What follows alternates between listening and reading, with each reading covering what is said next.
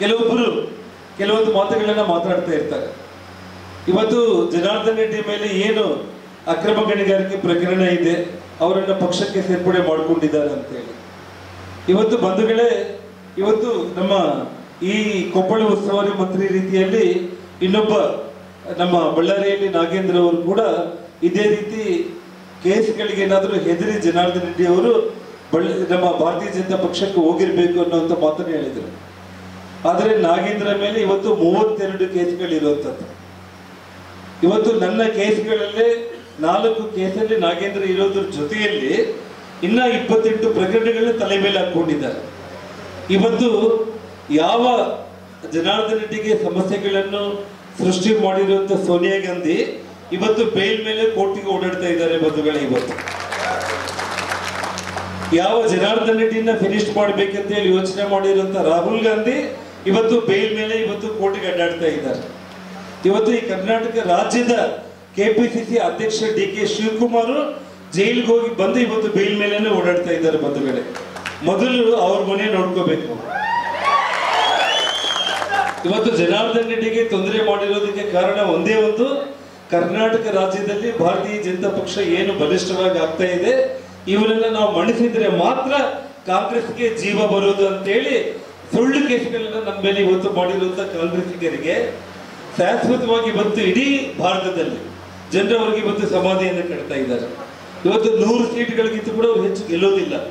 ಬರುವಂತ ದಿನಗಳಲ್ಲಿ ಈ ದೇಶದಲ್ಲಿ ಒಂದು ಕಾಂಗ್ರೆಸ್ ಪಕ್ಷ ಒಂದು ದಿವಸ ಯಾವುದೋ ಒಂದು ಕಾಲದಲ್ಲಿ ಇತ್ತು ಅಂತೇಳಿ ಮಾತಾಡುವಂತ ಒಂದು ಸ್ಥಿತಿಗೆ ಇವತ್ತು ಕಾಂಗ್ರೆಸ್ ಪಕ್ಷ ಬರುತ್ತೆ ಅನ್ನೋದ್ರಲ್ಲಿ ಎರಡನೇ ಮಾತಿಲ್ಲ ಬಂಧುಗಳೇ. ಇವತ್ತು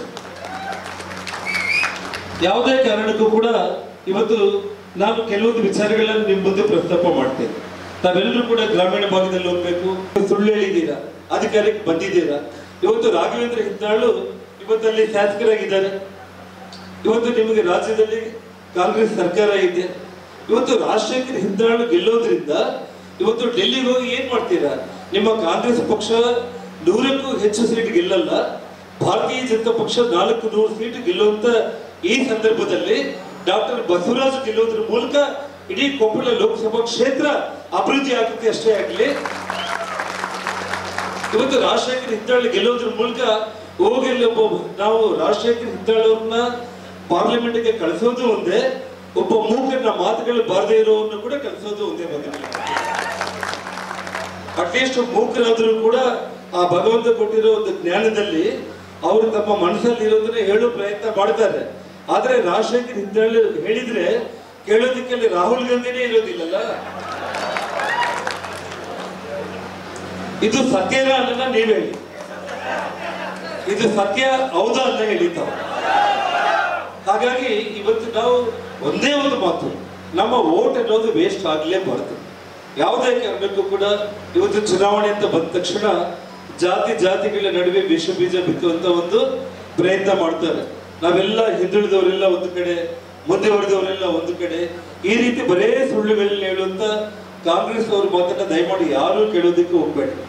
ಇಲ್ಲಿ ಯಾವುದೇ ಕಾರಣಕ್ಕೂ ಕೂಡ ನಮ್ಮ ಡಾಕ್ಟರ್ ಬಸವರಾಜ್ ಗೆಲ್ಲೋದ್ರ ಮೂಲಕ ನಾವು ಇಡೀ ವೇದಿಕೆ ಮೇಲಿರುವಂತ ಎಲ್ಲ ನಮ್ಮ ನಾಯಕರುಗಳೆಲ್ಲರೂ ಕೂಡ ನಾವು ಸೇರಿ ಡಾಕ್ಟರ್ ಬಸವರಾಜ್ ಅವರ ಜೊತೆಯಲ್ಲಿ ಸನ್ಮಾನ್ಯ ಪ್ರಧಾನಮಂತ್ರಿಗಳ ಹತ್ರ ಹೋಗಿ ಇಡೀ ಕೊಪ್ಪಳ ಲೋಕಸಭಾ ಕ್ಷೇತ್ರದಲ್ಲಿ ನಾವು ಖಂಡಿತವಾಗ್ಲೂ ಕೂಡ ನಮ್ಮ ಕೊಪ್ಪಳ ಲೋಕಸಭಾ ಕ್ಷೇತ್ರದ ಜನರು ಡಾಕ್ಟರ್ ಬಸವರಾಜ್ ಅವರಿಗೆ ಆಶೀರ್ವಾದ ಮಾಡಿದ್ದಾರೆ. ಸರ್, ನಿಮ್ಮ ಮುಖವನ್ನ ನೋಡಿ ಇವತ್ತು ಲಕ್ಷಾಂತರ ಮತಗಳಿಂದ ಗೆಲ್ಲಿಸಿದ್ದಾರೆ. ಹಾಗಾಗಿ ಡಾಕ್ಟರ್ ಬಸವರಾಜ್ ಅವರ ಗೌರವ ಉಳಿಬೇಕು, ಕೊಪ್ಪಳ ಲೋಕಸಭಾ ಕ್ಷೇತ್ರ ಅಭಿವೃದ್ಧಿ ಆಗ್ಬೇಕು ಅಂತೇಳಿ ನಾವೆಲ್ಲರೂ ಕೂಡ ಸೇರಿ ಅವ್ರ ಮೂಲಕ ಹೋಗಿ ಇಡೀ ಕೊಪ್ಪಳ ಜಿಲ್ಲೆ ಈ ಹಿಂದೆ ಯಾವತ್ತೂ ಕೂಡ ಕಾಣದಿರುವಂತ ಒಂದು ಅಭಿವೃದ್ಧಿಯನ್ನ ಮಾಡೋದಕ್ಕೆ ನಾವೆಲ್ಲರೂ ಕೂಡ ಪ್ರಾಮಾಣಿಕವಾಗಿ ನಾವು ಪ್ರಯತ್ನ ಮಾಡ್ತೇವೆ ಅಂತೇಳಿ ಪ್ರಮಾಣ ಮಾಡಿ ಹೇಳ್ತಾ ಇದ್ದೀನಿ. ಮೊದಲು ಕನ್ನಡಿಗರ ನೆಚ್ಚಿನ ನ್ಯೂಸ್ 18 ಕನ್ನಡ ಈಗ ವಾಟ್ಸ್ಆಪ್ನಲ್ಲೂ ಲಭ್ಯ. ಕರ್ನಾಟಕ ದೇಶ ವಿದೇಶಗಳ 360 ಡಿಗ್ರಿ ಸುದ್ದಿಯ ವಿವರಗಳನ್ನ ನಿಮ್ಮ ಕೈ ಬೆಳುಗಳಲ್ಲೇ ಪಡಿಲಿಕ್ಕೆ ಈ QR ಕೋಡ್ ಅನ್ನ ಸ್ಕ್ಯಾನ್ ಮಾಡಿ, ನಮ್ಮ ಚಾನಲ್ ಫಾಲೋ ಮಾಡಿ, ನೋಟಿಫಿಕೇಶನ್ ಆನ್ ಮಾಡಿ.